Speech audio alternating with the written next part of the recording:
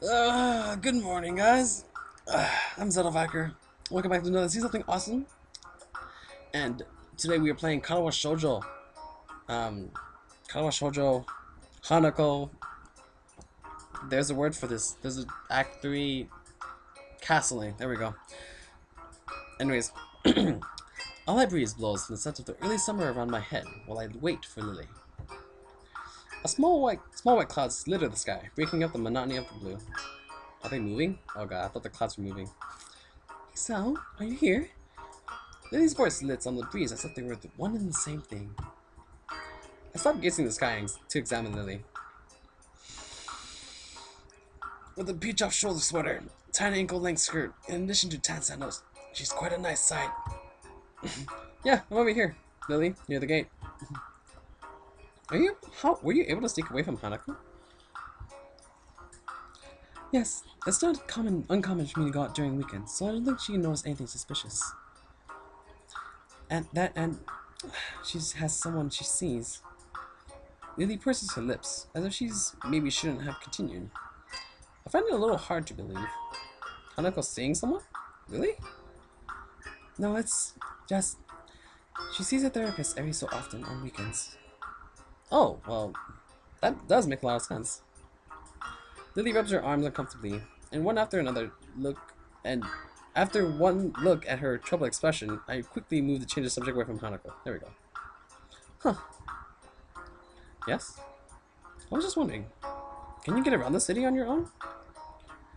Lily sighs at my consternation surrounding the topic of her blindness. I'm my own worst enemy sometimes. I can, yes. It's easier when I'm out with a friend or my sister, though. I wonder how Lily gets along with her sister. Being an only child, it's hard to imagine that having a sibling would be like. So, it makes me a little envious of her. Right. Well then, the bus arrives in a few minutes, so we should probably get a move on. Indeed. It's a long way if you miss this one. With that, we set off for the bus stop on the hill. It's only a small distance from the school gate, so it's very convenient. It's a nice view from here. Coming from the city, I've never really got to see scenery like this, let alone on a daily basis. This area is nice for me as well. It's tranquil, and away from the noises and smells of the city. Lily's head perks up in a trademark gesture of hers, signaling that she's caught a sound. Oh, here comes the bus. Magic. I looked down the road to see the bus trundling up the hill. Her hearing is quite a useful tool. The sun only takes a short while to reach this bus stop, forcing his way up the road, and within a minute we are on our way to the city. Huzzah! Walking around the city, I feel a distinct nostalgia. The smells, the traffic, the tall buildings everywhere. It's a lot like my native city, save for the raised walkways. It feels a little awkward walking around the city as casually I would a park, but with cars rushing around underneath me. As I'm busily pondering the engineering marvels that is the raised walkway, I get a surprise.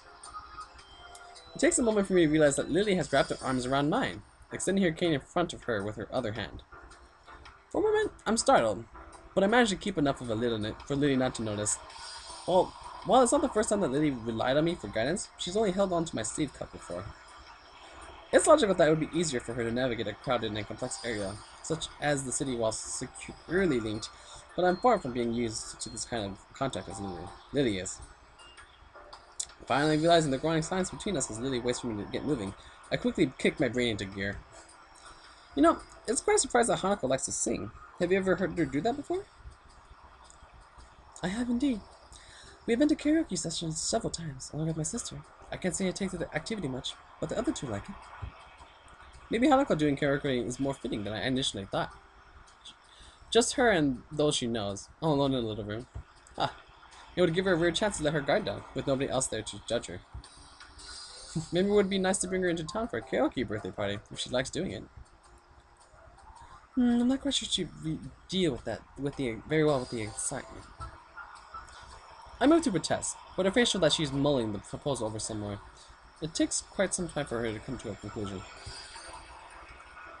But again, the best thing we can do for Hanako at this point is to try and create some pleasant birthday memories. Continue treating her as she isn't abnormal won't help. I think you're right. If she has something to do remember a part of from loss, then maybe she'll come around. If we bought her something nice that she could see every day, then maybe she'd be able to take her mind off her past and remember that she has friends. And in any case, I think Hanako can handle something like this. In the time we spent beside her, I've learned that she isn't quite as frightfully fragile as I first thought she was. So, shall we be off? I'm not really sure about the layout of this area. Very well. I might like to suggest having something to eat first. I haven't either, so sounds like a good plan. Make sure you choose a nice place, Hisao. She gives me a teasing smile, one that makes me smile reflexively in response to she can't see that. I'll make very sure I do. Don't worry about that.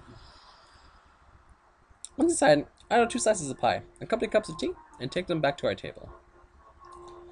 I pegged this cafe as the type to appeal to Lilly, small and quiet, but well kept and somewhat upscale. Going by the dainty smile she wears, I don't know if I chose right. It's very, very rare not to see her smiling, after all. Nevertheless, I take a seat near her one of the corner tables and lay down our small meals. She gingerly brings her head over the slice of pie placed in front of her, delicately taking in the aroma. Lemon pie, is it? Thank you, Hisao. No problem. The tea is just next to it, so be careful not to knock it over.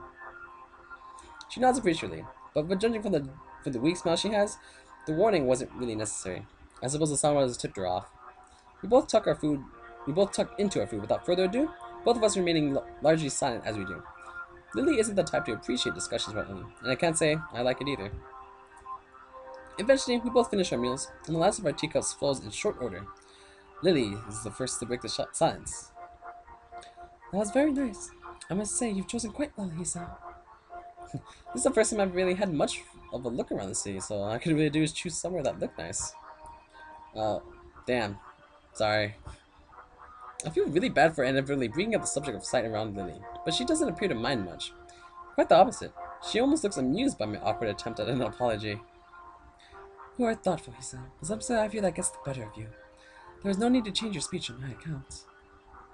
Lilly truly is pretty comfortable in dealing with her condition. I still hasten to change the subject, as I can't really say I share her confidence in the matter. Have you lived here for very long? It seems like you have this place pretty much sorted out. She quickly waves her hand in front of her face to dismiss the notion. It's nothing like that. I've attended Yamaku since I started high school, but I didn't walk around the city very much because Akira, my sister, picked me up and dropped me off.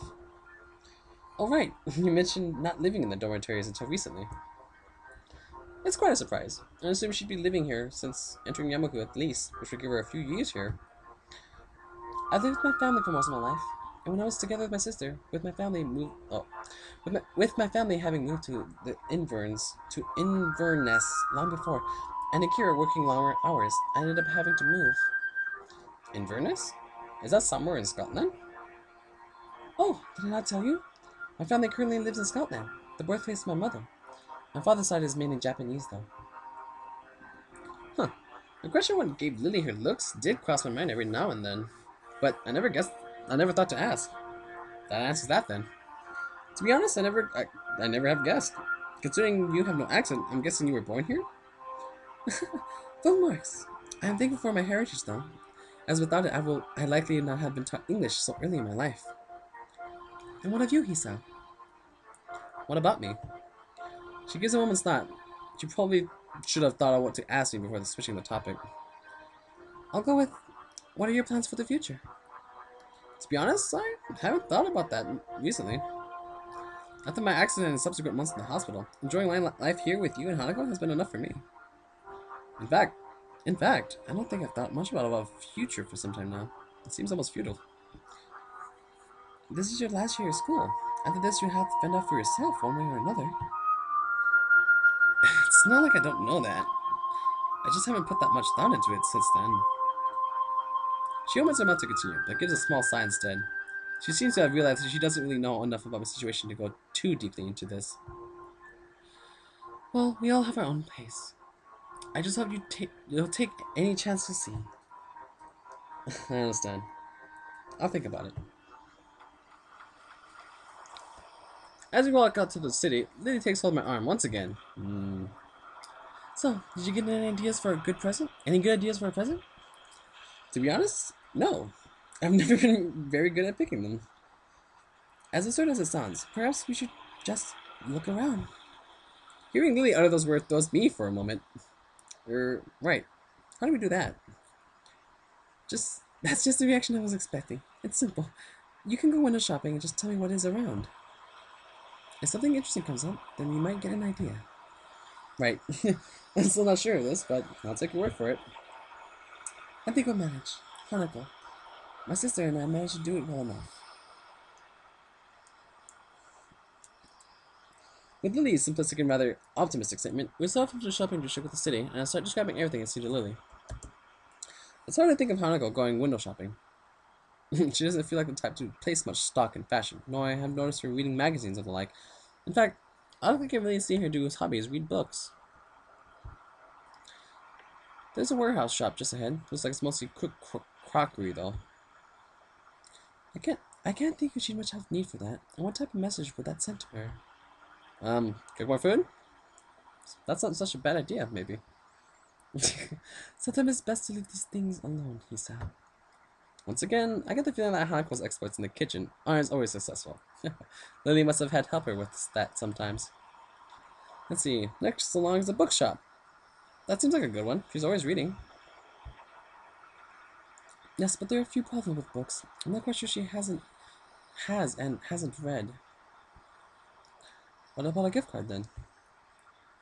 There's nothing as impersonal as giving someone a gift card. It's just like saying, I don't know enough about you to work out what you'd like. I always thought of it as making sure they got what they wanted. Giving people gifts is supposed to show them the level of affection you have for them. If you can't decide on a simple gift for them, then how could you think of them? Then how much could you think of them? Right. Ugh, no gift cards. Lily seemed overly passionate about this, but I can see your point. If you're going to get something for someone, then you should put at least some thought into it. Hint to all the guys out there. This is a true fact. You guys should know this. If I was getting something for Hanako that reminded her of us every day, then what good is a gift card? In that case, what did you get Hanako last year? A porcelain doll. I thought she had someone to talk to. It might help her ease her pain. A doll isn't ever going to criticize her, after all. So I should be looking for a doll shop?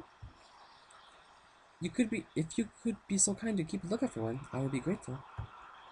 Sounds good to me, though I wish you'd mentioned it earlier. But if I did, then you wouldn't have started thinking for yourself, would you? Once again, Lily has a point. My brain is critically analyzing every story we pass for gift options. If Lily had mentioned a doll shop to begin with, I wouldn't have thought of anything else. We wandered through the city streets, but seemed unable to find anything resembled a doll shop, or anything I could consider a fitting present. The simple act of searching is starting to clear my head. The events of last week are starting to fade away. I'm starting looking forward to giving Hanako her gift. If I can find one, that is. This is hopeless. I thought we'd be able to find something in the city for sure. And I'm sure we walked down the street at least once before. It almost sounds like you're giving up, he said. I'm not, but it's a lot harder than I thought. Try not to be so restricted when you're thinking. Maybe you should actually go into some shops and have a look around. That might work. I've never been really good at window shopping. Lily and I circle around the streets once more, this time popping into stores that catch our attention. In the end, nothing comes up as especially appropriate. Hanako's tastes are often quite hard to pin down at the best of times, thanks to her intensely private nature and those tastes we know are hard to accommodate. May we take a break for a minute? I'm a bit exhausted.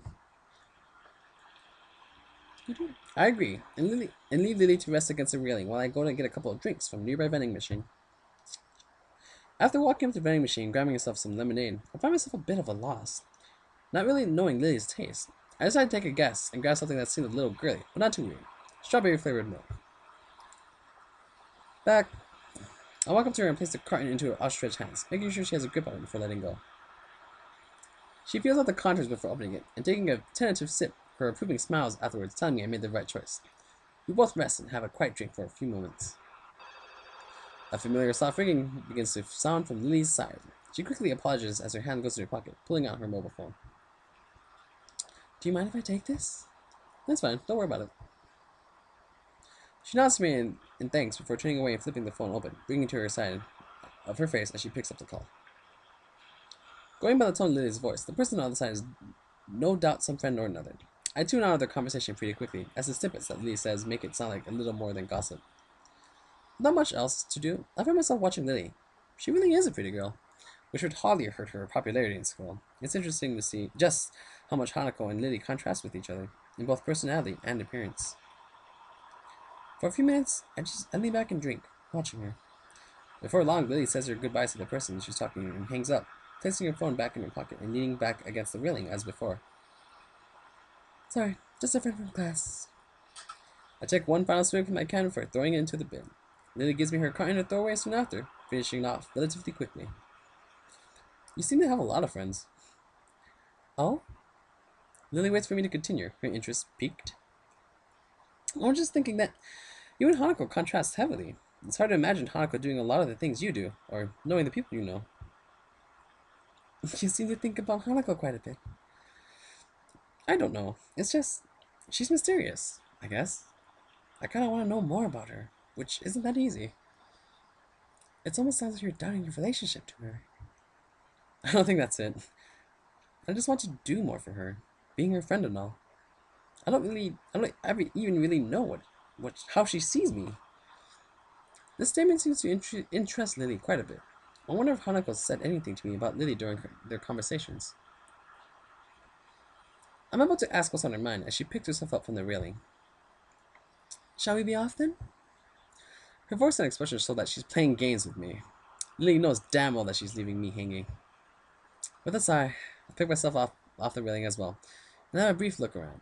We have stuff to do, so I'll just try and get back to her about this later. Tucked in between a newsstand and a convenience store is a small shop. The sign above the door reads Othello's Antiques in decorative English script.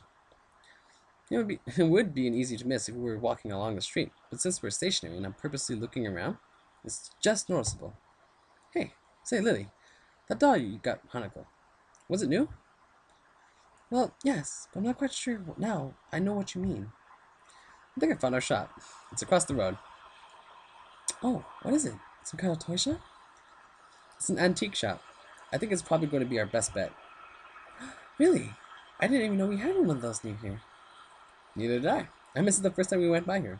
It's pretty well hidden. Well then, it can't hurt to check. Inspired by this new find, we quickly dust ourselves off and head towards the store, Lily's hand finding his way to my elbow for guidance. The store has a strange musky scent to it. The layout is a new garage. Layout is more like a garage than a store. Things are strewn around the floor without any immediate semblance of order. There we go. Whoa! Sup, shopkeeper? Shopkeeper? Pretty serial. You look like Othello, Galileo, Leonardo, Shakespeare. Okay. The shopkeeper gives us an almost bored look as his particularly small eyes. His face looks weary and tired. His dress style is distinctly anachronistic. Anachronistic.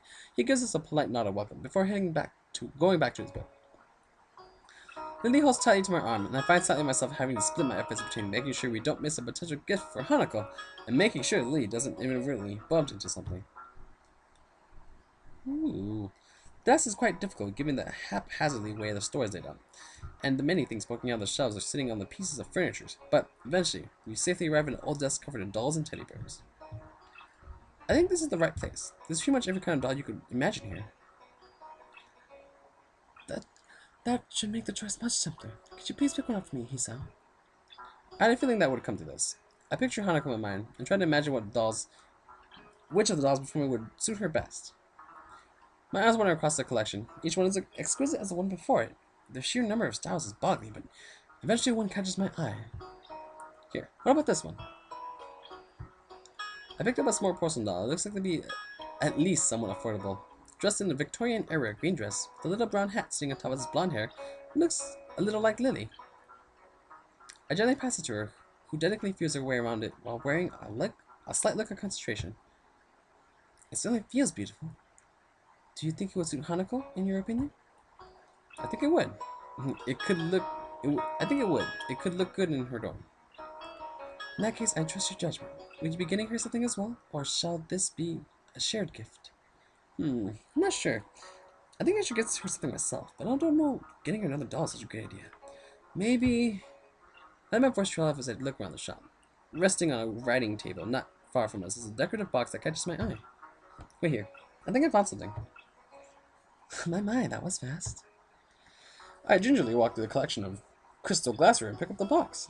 The wooden sides are covered in carvings depicting ancient battles around a castle. The top, however, looks far too familiar. Alternating squares of white and black varnished wood are arranged on the lid. That's a real nice item. It's a chest set from overseas. The store owner's sudden appearance startles me a little. I didn't see him approaching at all. I suppose he's trying to help us because we don't really look like we know what we're looking for. On the other hand, maybe he wants to keep an eye on us because he expects us we might shoplift instead. I'm looking for a present for a friend. I see. In that case, this chest set would make a fine choice. Realization floods into my mind. This is a good-looking good-looking set, but this is an antique shop. They're not well known for their bargain prices. How old is this? This is a reproduction. My best estimate is that it's about 5 years old. I see. How much? He thinks a little before telling me, which is slightly disconcerting. I'll let you take this now for 7,000 yen. I balk a little. I wasn't expecting to spend that much. But this does seem to be perfect. Then again, maybe that's a testament to how we worked out how much he could make me pay. Couldn't it make it to 5,000? 5,500, no lower. I'm sold. Oh, we'd like to get that doll. We'd also like to get that doll. Stoner looks over my shoulder, focusing on Lilly and the doll in her hands. His narrow eyes, and he visibly takes a moment to switch mental gears. In the process, his smiles drop slightly. Ah, I guess that means that not everything in the story is a reproduction. Are you quite sure you want that doll, miss? I trust my friend's judgment. Oh, I see. Oh, no offense. None taken. If you could please wrap it for me, it would be appreciated. Yes, of course. But it is 20,000 yen. Lilly reaches to her purse and presents a four crisp-looking 5,000 yen notes. Here you are, 20,000 yen. The storekeeper dutifully takes them and the doll, proceeds to counter. I take Lily's arm to guide her there.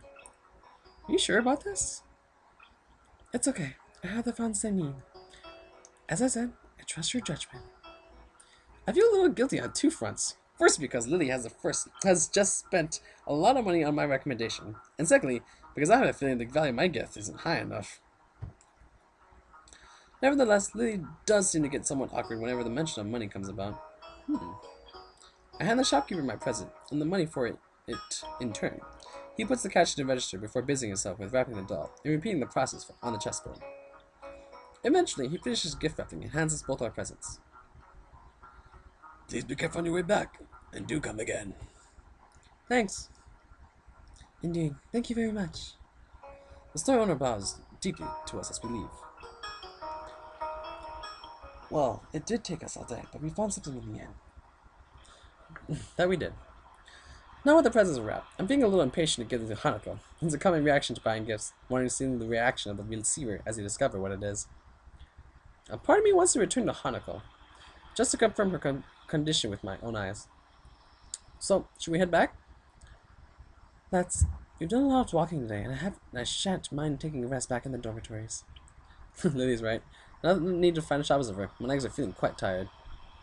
Well then, back to school for us. I'm looking forward to resting for a bit, too. Lilly holds out her arm, and I link mine with hers. Together, we make our way back to the bus stop. I hope you guys liked this episode. If you did, give it a thumbs up, subscribe to see the rest of the story, leave your comments below, and I will see you guys next time. Good night.